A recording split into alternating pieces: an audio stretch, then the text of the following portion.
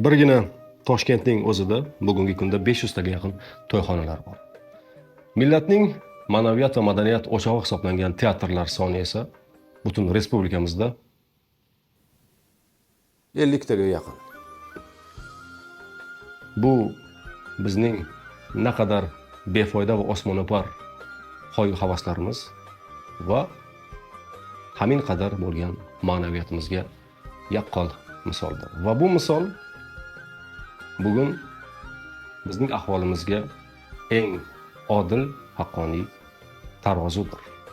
Bugun mana shu tarozuning tosh bosmay turgan tomonidagi jamiki hamkasblarimni, ijod ahlini, ona vatanimning barcha teatrlarini, ularning fidoi vakillarini kasb bayramlari bilan tabriklayman.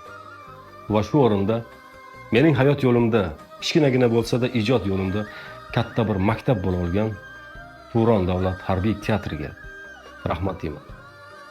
Va uning jamoasi, mening oila a'zolarimdek bo'lib qolgan hamkasblarimni 27-mart Xalqaro teatr kuni bilan qutlayman.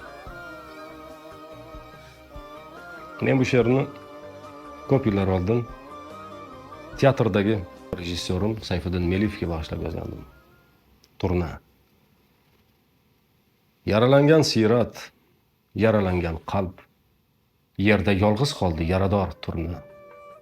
Kechagi parvozin olqishlab, alqab, biror zot kelmadi ko'makka urinab. O'zgaga ko'z tikmoq, o'zingni aldash.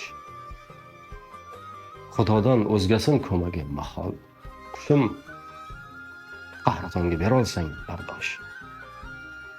Poyinga bosh egib, qaytadi bahor. Bayram muborak bo'lsin. Aziz hamkasblar.